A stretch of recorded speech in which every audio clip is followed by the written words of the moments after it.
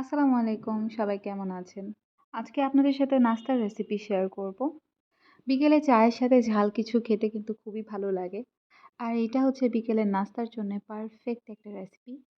আর এই নাস্তা তৈরি করতে কিন্তু খুবই অল্প উপকরণ লাগে আর এটা বানানো কিন্তু খুবই সহজ। এই নাস্তা তৈরি করতে প্রথমে আমাদের লাগবে আলু এবং চিকেন। এখানে আলু আমি সেদ্ধ করে নিয়ে ম্যাশ করে নিয়েছি আর চিকেনটাও আমি বয়েল করে নিয়েছি। এর মধ্যে আমি খুব অল্প পরিমাণে পেঁয়াজ এবং কাঁচামরিচ এড করেছি। এখন এর মধ্যে আমি দিয়ে দিব ধনিয়া পাতা। এটা কিন্তু একেবারে অপশনাল। যাদের ধনিয়া পাতার ফ্লেভার ভালো লাগে তারা এড করতে পারেন। আর যাদের ভালো লাগবে না তারা স্কিপ করতে পারেন। এরপরে আমি এর মধ্যে পরিমাণ মতো লবণ দিয়ে দিচ্ছি। লবণটা আপনারা আপনাদের স্বাদ মতো দিবেন। এরপর দিয়ে দিচ্ছি 1/2 চা চামচ পরিমাণ গুঁড়া মরিচ। এখন আমাদের লাগবে নুডলসের মসলা। আমি এখানে 1 প্যাকেট পরিমাণ ইউজ করেছি। এরপরে গোলমরিচ দিয়ে দিচ্ছি পরিমাণ মতো। এরপরে 1 চা চামচ পরিমাণ সস এড করেছি। আমি মনে করি সস এড করলে যেকোনো খাবারের টেস্ট অনেক বেশি বেড়ে যায়। এইজন্য আমি সস এড করেছি। এখন সবকিছু খুব ভালোভাবে হাত দিয়ে মিক্স করে নেব।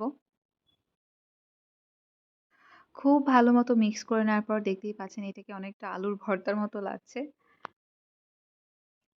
এখন এই মিক্সচারটাকে আমরা গোল বলের শেপ দিয়ে নিব। আর এটাকে গোল শেপ করতে অবশ্যই কিন্তু 2 হাতে তেল মেখে নিতে হবে। আর দেখতেই পাচ্ছেন আমি কিভাবে গোল একটা শেপ দিয়ে নিচ্ছি। আমি সবগুলো এভাবে বল বানিয়ে নিব। এগুলোকে দেখতে অনেকটা চিকেন বলের মতো লাগবে। আর এখানে আমার সবগুলো বল বানিয়ে নেওয়া হয়ে গেছে দেখতেই পাচ্ছেন। আর এই বলগুলো বানানোর সময় অবশ্যই হাতে তেল মেখে নিতে হবে, না হলে হাতের সাথে লেগে যাবে। আর যে ছোট্ট বলটা দেখতে পাচ্ছেন এটা আমার বাবুর জন্য। এরপর চুলায় আমি একটা প্যান বসিয়েছি এবং এর মধ্যে সামান্য পরিমাণ তেল দিয়েছি। আর তেল একটু গরম হয়ে আসলে এর মধ্যে আমি সামান্য পরিমাণে জিরা দিয়েছি। এই পার্টটা চাইলে আপনারা স্কিপ করতে পারেন। এখন এখানে আমি 1 কাপ পরিমাণে সুজি ভেজে নেব। আমি এখানে সুজি খুব বেশি ভেজে নেব না, হালকা ব্রাউন করে ভেজে নেব। সুজি ভাজতে ভাজতে যখন এমন গোল্ডেন কালার হয়ে আসবে তখন এর মধ্যে আমি 1 কাপ পরিমাণে পানি অ্যাড করব। পানি দেওয়ার পরে খুব তাড়াতাড়ি নেড়েচেড়ে মিক্স করতে হবে, কারণ সুজি খুব তাড়াতাড়ি পানি টেনে নেয়। তারপরে এখানে আমার মনে হচ্ছিল পানির পরিমাণটা আর একটু বেশি দিলে ভালো হতো, এই জন্য আমি আরও সামান্য পরিমাণের পানি দিয়েছি। এরপরে আমি পরিমাণ মতো লবণ দিয়ে দিচ্ছি, দিয়ে আবারও সব কিছু খুব ভালোভাবে মিক্স করে নিচ্ছি। এখন সুজির মধ্যে আমি 1/4 কাপ পরিমাণ ময়দা অ্যাড করছি, দিয়ে স্প্যাচুলা দিয়ে আবারও খুব ভালোভাবে এগুলো মিক্স করে নিতে হবে। এখন কিন্তু এটা একটা রুটির ডোর মতো তৈরি হবে। এজন্য এটাকে আবার হাত দিয়ে কিছুক্ষণ মথে নিতে হবে। এখন আমি খুব ভালো মতো হাত দিয়ে মেখে নিচ্ছি। এখন আমি এটাকে বেলে নিব। তবে এটা খুব বেশি পাতলা করে বেলে নেওয়া যাবে না। এখন আমি এগুলোকে কেটে নিব। যেহেতু আমার কাছে এমন কোনো রাউন্ড কাটার নেই, আমি এরকম একটা গ্লাস ইউজ করেছি।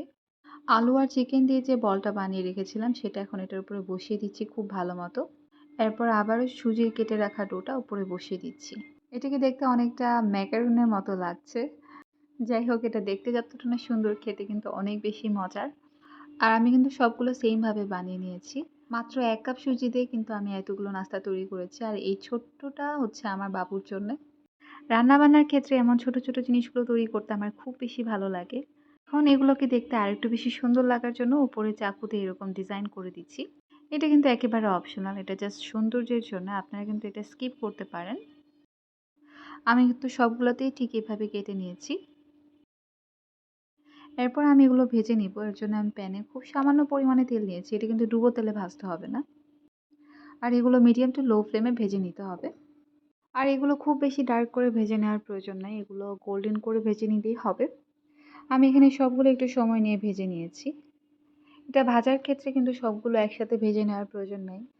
আমি কিন্তু এখানে সবগুলো একসাথে ভেজে নেই নাই। আমি কিন্তু অল্প অল্প করে মাত্র 2টা করে ভেজে নিয়েছি। তাহলে কিন্তু ভাজতে সুবিধা হবে আর এটাকে পারফেক্টলি ভাজা যাবে। আর সবগুলো একসাথে দিলে দেখা যাবে কোনোটা তাড়াতাড়ি হয়ে যাচ্ছে, কোনোটা হচ্ছে না, কোনোটা পুড়ে যাচ্ছে। তাই অল্প অল্প করে ভেজে নিলেই ভালো।